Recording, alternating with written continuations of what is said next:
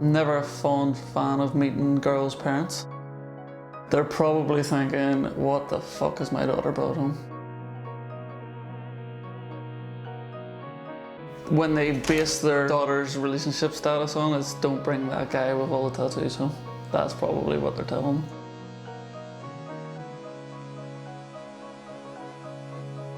And when they see me, they're like, oh God, all our worst nightmares have come true.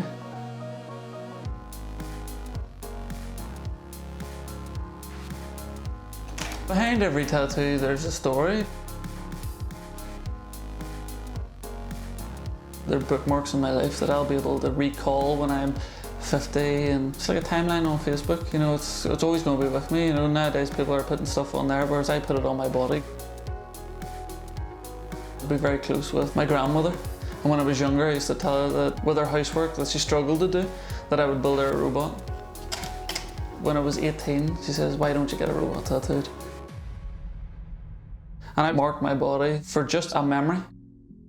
Tattoo bodies fit into what I do with homophotography because it's a separate, unique expression of someone's body.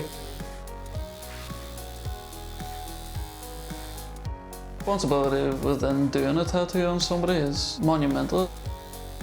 It's the last thing that they'll have with them to the very end. You know, they'll never be able to bring their money with them, but they'll be able to bring their tattoos with them. Stefan's done my fingers, my knuckles, and that, like, they have meaning to me because that's a part of my body that's always out.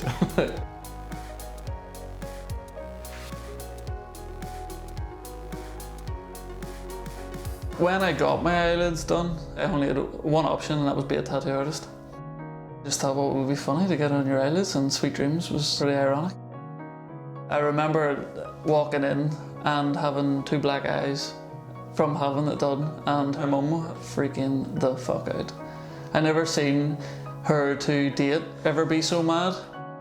I came into the world without tattoos, and I was hers, and I basically defaced what belonged to her. Should I do a big tea? Oh yeah, actually, let's look at this. Let's look at this.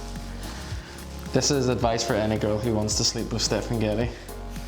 Don't do it, because he is reckless. For me, I've always just seen myself tattooed. You know, when I'm naked, it's hard to know that I'm fully naked. Sometimes I get into the shower and I feel like I've still got clothes on. When I take a peek in the mirror, I'm like, whoa. You know, it still shocks me to this day. I definitely tie in who he is to his tattoos.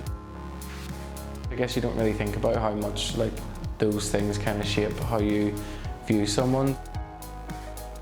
Do you feel comfortable naked because you do have loads of tattoos and it kind of feels like you're still covered up? I don't really have to worry too much because it'll draw the attention anyway from the naked kind of body. People are prudish about nudity. I would walk through the town naked if that's what it took to show it off. When I encounter people, it's, oh, naked man? I don't want to see that. People just look at you and be like, sure, you're covered in tattoos, sure, I'm sure it's easy for you now. It doesn't get any easier. For me, getting tattooed is absolutely agony in some places. I don't want to get my bum tattooed. I've tattooed a lot of bums in my life, and I put people through some pain doing that, so I don't fancy that myself. When all my tattoos were gone, it was as if my bookmarks had just been taken away. I'd been that used to looking down and being able to recall all these stories. It made my body feel more important.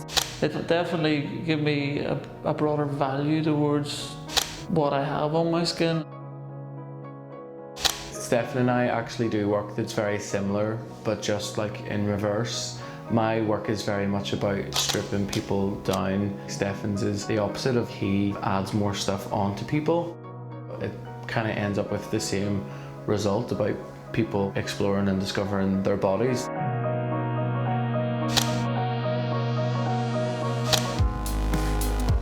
I'm a bigger guy, I'm hairy, so if that makes me a bear, that's fine. Okay, look at me. Perfect. So basically we're kind of doing a literal interpretation of the word.